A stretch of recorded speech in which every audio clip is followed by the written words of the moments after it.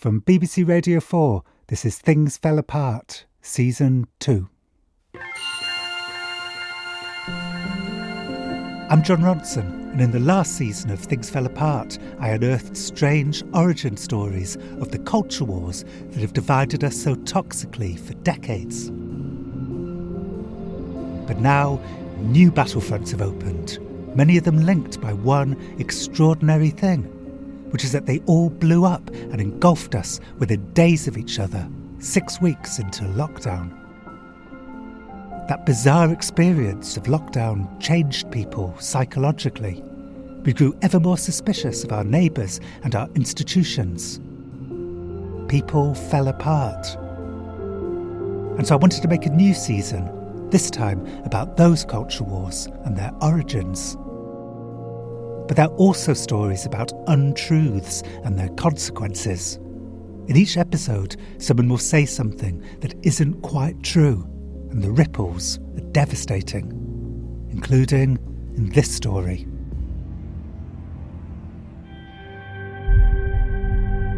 I sat down and I focused on television.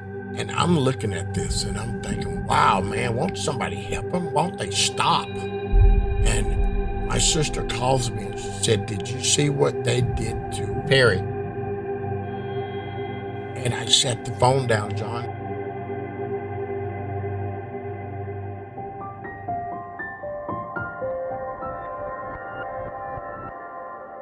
One of the first great lockdown culture wars has the most unlikely origin moment. This story will end with an act of violence committed during lockdown that was so shocking it completely transformed America's oldest culture war while kickstarting many new ones. But the story starts in Miami in the 1980s. During that decade, 32 women were found dead in alleyways, junkyards. There weren't many media reports about the deaths, presumably because the women were black sex workers. But the stories that did appear captured how perplexed the police were. As one detective, Frank Wazlowski, told Fox Television back in 1989, quote, "These are by far the most mysterious deaths you will ever find." The women are dead, yes. They're gunshot wounds? No. Stab wounds? No. Blood? No. It's a mystery. You just know they're dead. Correct. There may have been no apparent cause of death, but the women did have two things in common. They had all been found naked from the waist down, and a particular drug was found in low levels in their systems, one that was sweeping Miami back then. The problem is glaring, especially in South Florida. Good, cheap cocaine everywhere. You could just walk through the block, and you might have 3 or 4 people come up to you and ask you if you would like to buy some cocaine. You know, you don't have to look for it at all. I'm Frank Wazlowski, presently in Miami, Florida, residing. Was a police officer for 25 years, patrol, and then got into homicide. I found an interview that you gave back in the 80s about a spate of deaths that occurred in Miami. You said it was the most mysterious case you'd ever come across. Correct. All of them was found in backyards or in open lots, all basically lying on their backs. Their legs were spread apart. And when you get on the scene, you could superimpose the victims over one another, and they're all in the same position. And it seems like sex was involved, but there was no signs of death.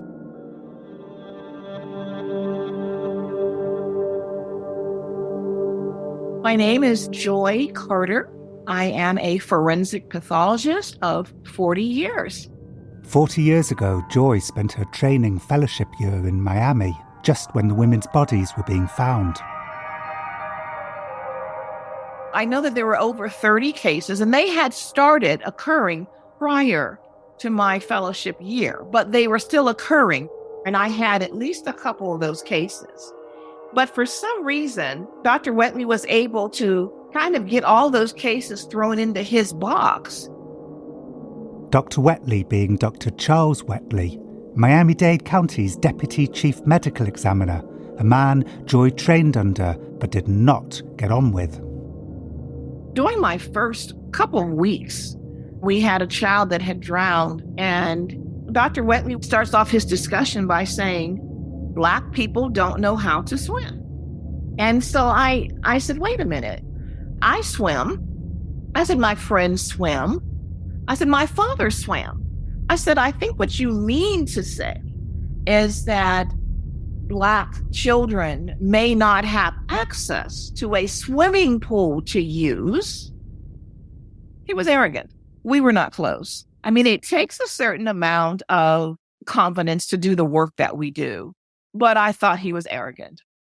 Joyce says that Dr. Wetley's main interest in the mysterious deaths was the cocaine found in the women's systems. He was involved in studies about the metabolism of cocaine in the human body. Currently, since the beginning of the year, we've been seeing about one cocaine-induced death every 10 to 14 days.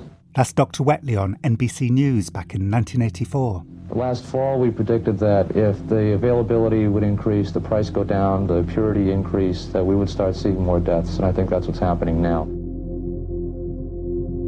Dr. Wetley examined the women's bodies, and finally, in 1988, he announced that he had determined the cause of death. The women had all spontaneously dropped dead as a result of a combination of cocaine and sex. It was from the Black women having sex with the male of the species. He was quoted saying this.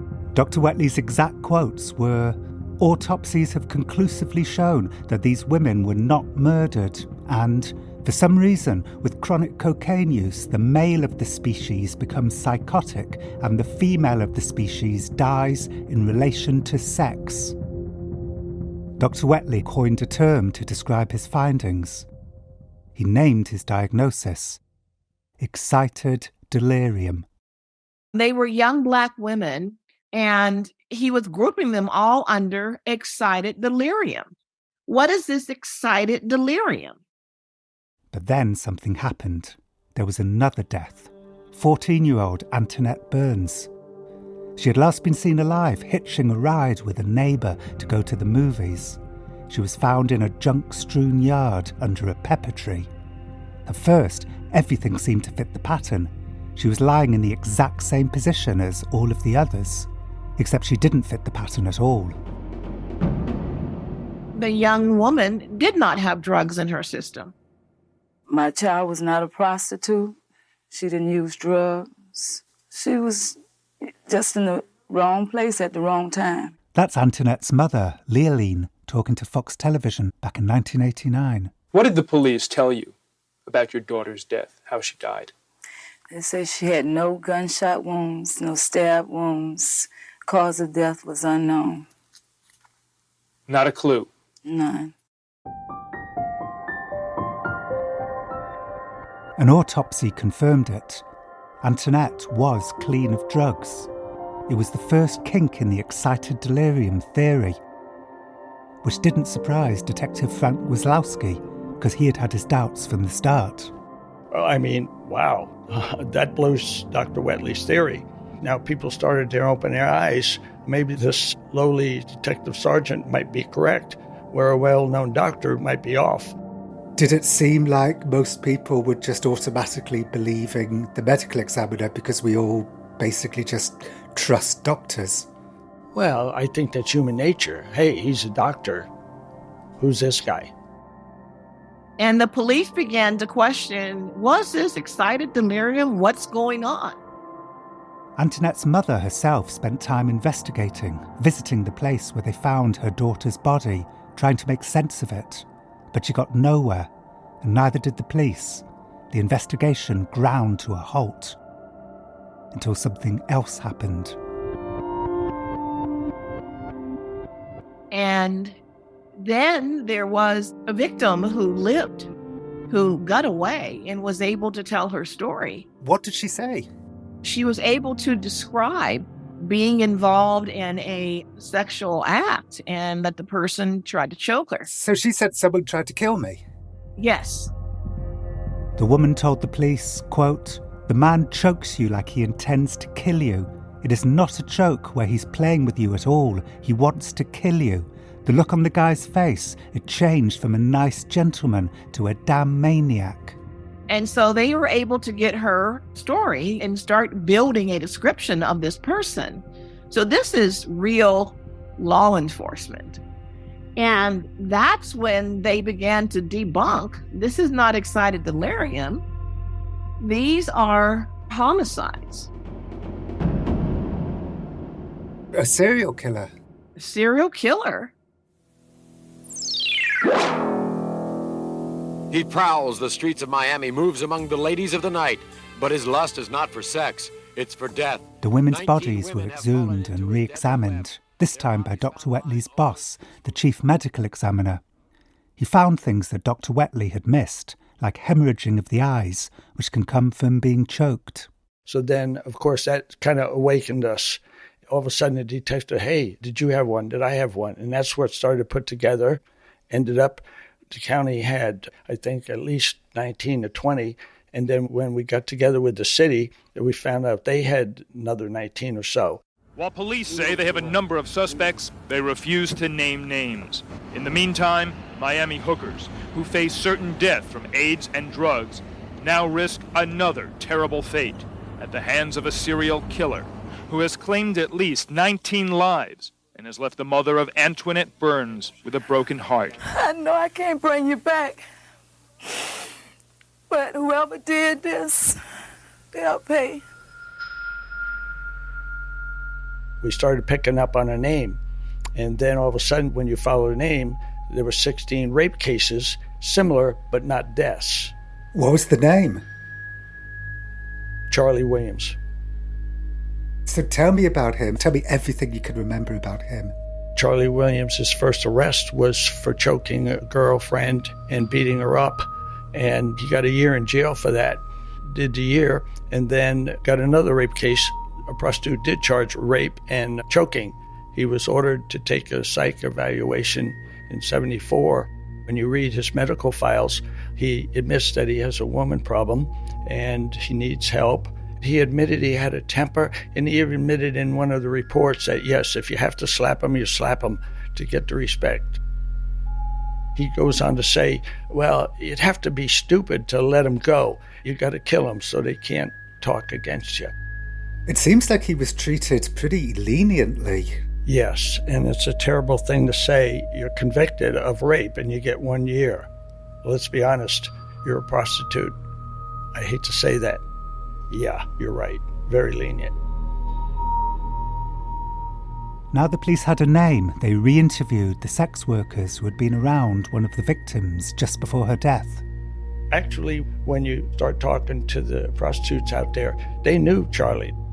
And then there was a couple that said, well, the last person near her we seen walking away, it was Charlie Williams. Our theory was that there could be oral sex involved, so let's check Charlie, and maybe she bit him. And sure enough, Charlie had teeth marks on his penis. So we called in a dental expert, and he was able to compare. Her teeth marks were on his body.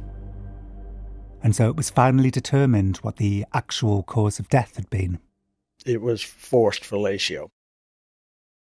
By the time the police charged Charles Williams, he was already serving a 40-year sentence for rape.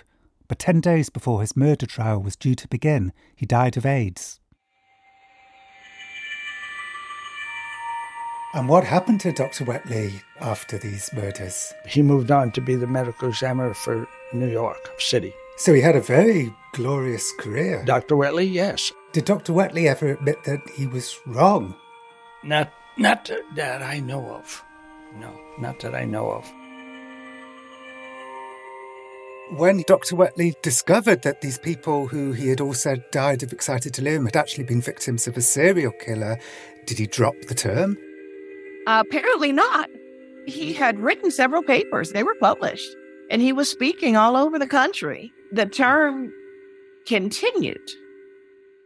And all of a sudden, excited delirium is being used all over the country by offices that were nowhere close to Miami, nowhere where Dr. Wetley had worked. So it seems to me that the term had been pretty much debunked by the early 1990s. But instead of dying a death, the term seems to have spread like wildfire. How did that happen? Well, my position is 14-year-old Antoinette Burns debunked excited delirium in Miami all those years ago. And unfortunately, we did not have the internet back then. So I think the junk science nature of that didn't get further than Miami. This is Julia Sherwin. She's a civil rights lawyer from Oakland, California. She deposed Dr. Wetley back in 2014, sat face to face with him as he gave sworn evidence, and she has followed what happened to his theory of excited delirium in the years since the Miami murders. He was avidly active in the forensic pathology community and would go to forensic pathology conferences and continue talking about his excited delirium theory, even after his boss re-examined all the women's autopsies and determined that they were the result of a serial killer. And nobody at these conferences presumably brought that up to him? They didn't know, as far as I can tell. They didn't know about the scandal in Miami. Dr. Wetley kept it quiet. Nobody looked into it, as far as I can tell.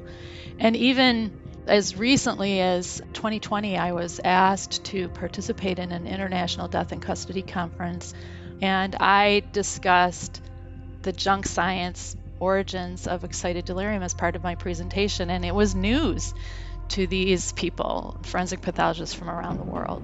Wow, they still didn't know. Right.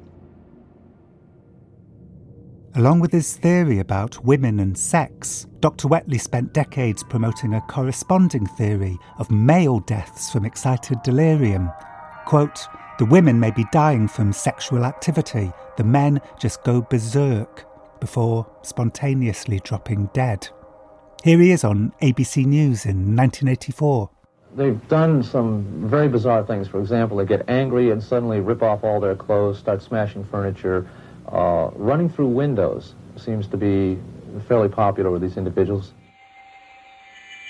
I think some people listening to this will have this idea that, they've seen video of some guy on drugs really acting crazily, like running around. And so I suppose my question is, this phrase excited delirium, is it ever true in any cases? I don't think the term should be used. I think you should call it what it is. Drug intoxication, or all of these spice drugs that come from Asia that also cause excitation of the central nervous system. This could be someone who has diabetes mellitus, and maybe they're low on their blood sugar, and that can cause some mental difficulties. Just calling them one thing and putting them all in the basket is what's problematic, and it's biased, and it doesn't lead to good results.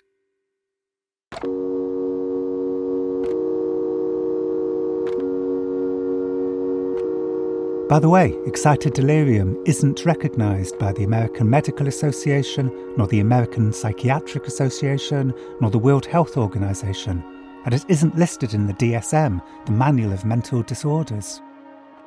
It really should have gone the way of discredited junk sciences like phrenology, but instead it's flourished, especially in the law enforcement world. Julia, the civil rights attorney, says this is mainly for one reason: lobbying by Taser International. After Dr. Wetley promoted excited delirium as a potential cause of death, one of his colleagues, Dr. Vincent DeMaio, and Dr. DeMaio's wife, Teresa, wrote a book. It was published in 2006 called Excited Delirium Syndrome.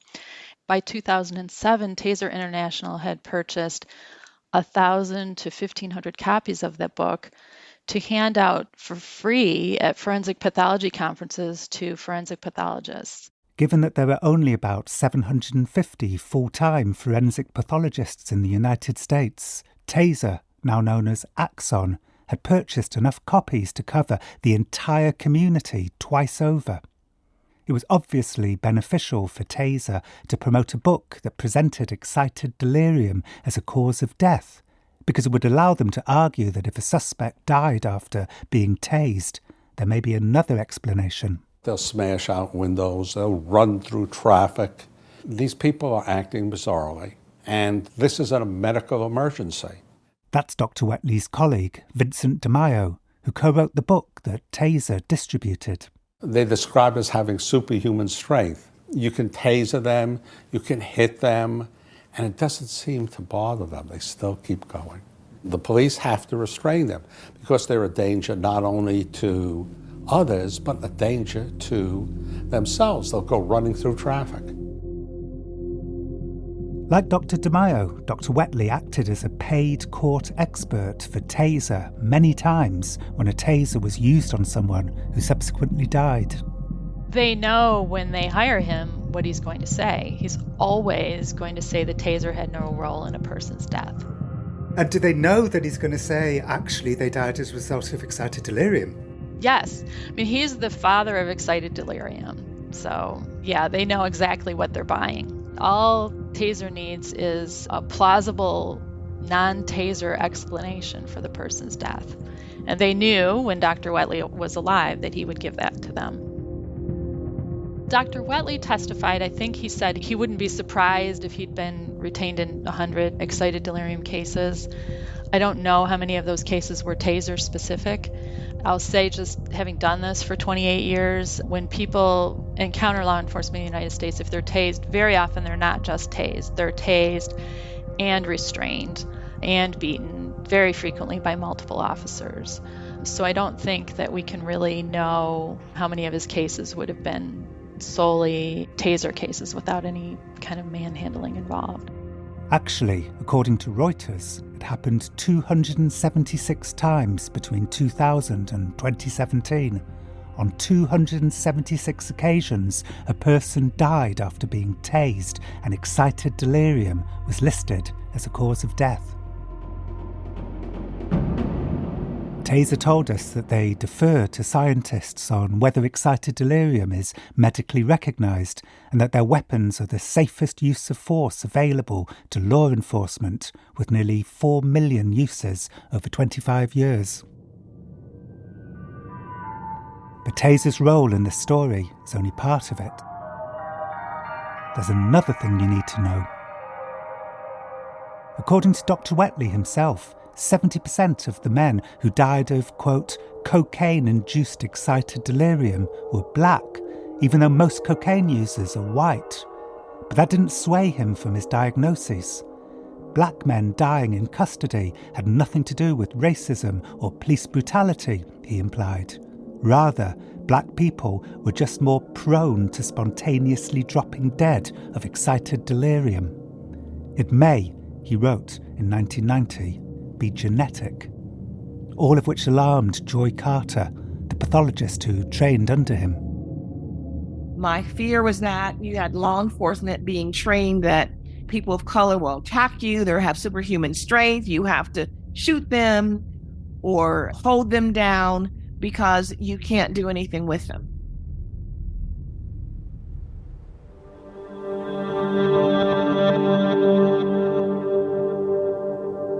The phrase excited delirium should have died with the arrest of the Miami serial killer. Instead, it was kept alive by Dr. Whetley and by Taser, and now it was about to explode during lockdown in the most horrifying way.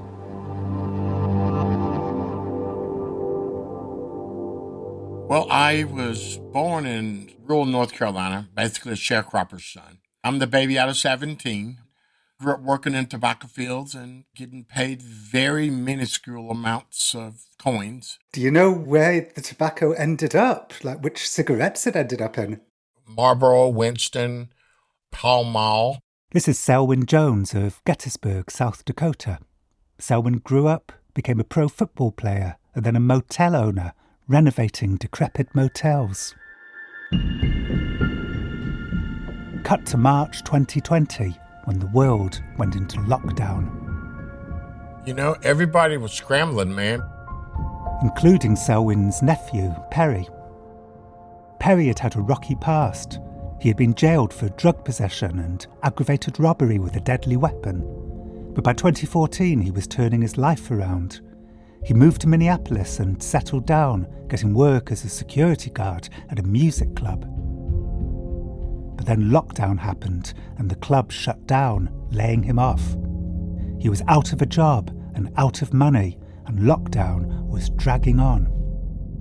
Tell me a little bit about your relationship with him. Were you close? I'm Uncle Selwyn. You know, I watched him grow from a baby to a man, and he was just one of my favorites. When was the last time that you and he communicated? Oh, John, you had to ask me that, didn't you? My birthday is May the 22nd. And he texted me, "Hey, happy birthday." I was busy just living life. I ignored the text. And that taught me a very valuable lesson. If somebody reaches out to me, I'm going to return their message. I'm sorry about that thing with the text. I am too. I think about my big baby every day. Can you tell me a little bit about how you discovered that he had died? I was doing the same thing that I do every day, John. I have a 7 and a 9-year-old, and it's my job to get them up and get them dressed. I remember getting their baths and putting their clothes on and then getting ready to walk out the door. And I sat down and I focused on television. The news was showing a video of a black man on the ground. He had been accused of passing off a counterfeit $20 bill. Now he was surrounded by police, one of whom had his knee on his neck. And I'm looking at this and I'm thinking, wow, man, won't somebody help him? Won't they stop? God, they're going to kill him. And my sister calls me and she said, "Did you see what they did to Perry?" And I set the phone down, John. So you were watching on the news the footage of your nephew dying, being killed, but for a moment you didn't realize that it was your nephew. I had no idea, John. I just sat there and digested what I saw. And what I saw was probably the most horrific thing I've ever seen in my life. Selwyn always called his nephew by his middle name, Perry, but his full name was George Perry Floyd.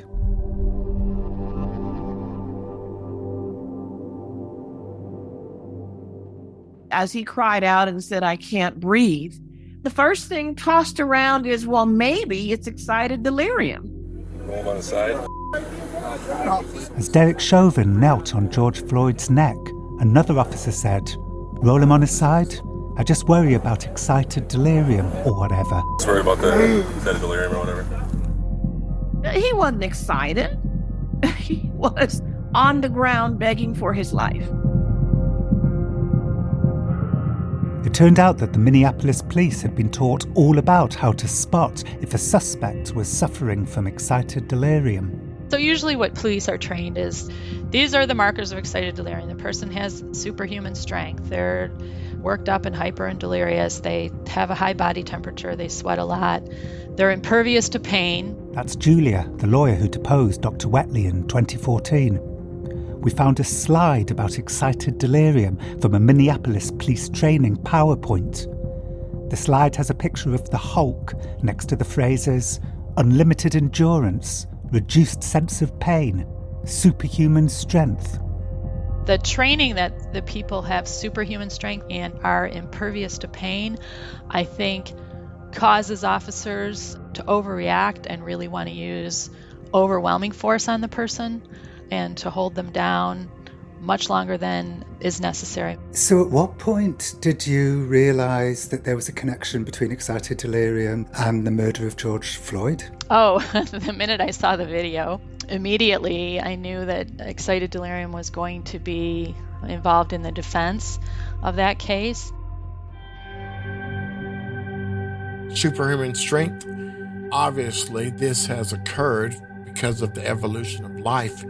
If you put a big black man with a big black woman, you are going to create a big black kid.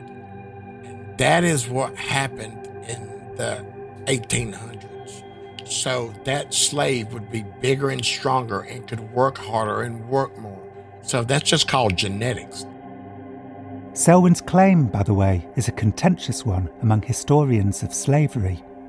Some say slaves were pretty much left to themselves to find partners, but the abolitionist Theodore Dwight Weld did write in 1839 that slave owners sought to improve their, quote, stock in the same way that farmers tried to improve their cattle by crossing the breed. You know, man, in the 1800s, doctors come to America and they said that black people could endure more pain, black people could endure more heat. This is, in fact, still widely believed. In 2016, the National Academies of Science published a survey about racial bias in pain assessment, which revealed that 40% of first and second year medical students in the United States assumed that black people's skin is thicker than white people's.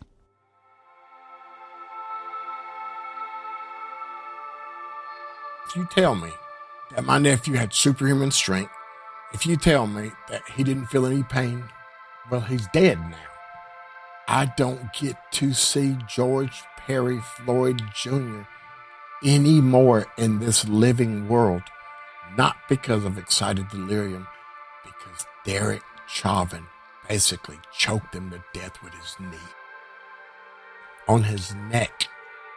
I got 8.5 billion people that saw my nephew die slowly by the seconds.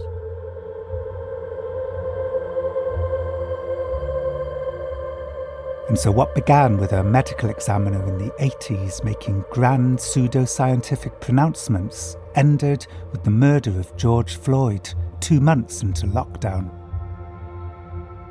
Of course, the protests by Black Lives Matter and Antifa that followed his murder gave rise to a whole new wave of culture wars. We've tried peaceful for years upon years, and it has gotten us nowhere.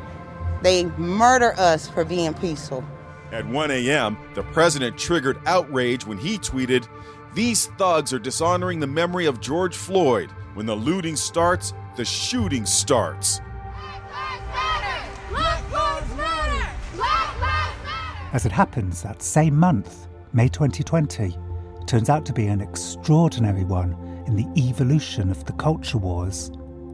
After 6 weeks of lockdown compliance, a great number of the cultural conflicts that consume us today blew up within days of each other.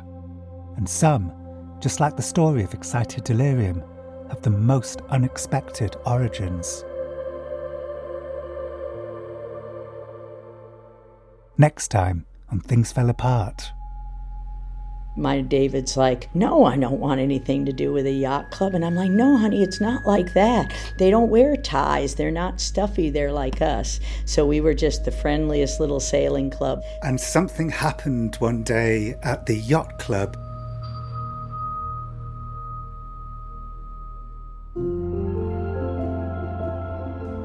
Things Fell Apart was written and presented by me, Jon Ronson, and produced by Sarah Shebia. The music was composed by Phil Channel. The programme was mixed by Giles Aspen. The editor was Philip Sellers and the commissioning editor was Dan Clark. It's a BBC audio production for BBC Radio 4 and BBC Sounds.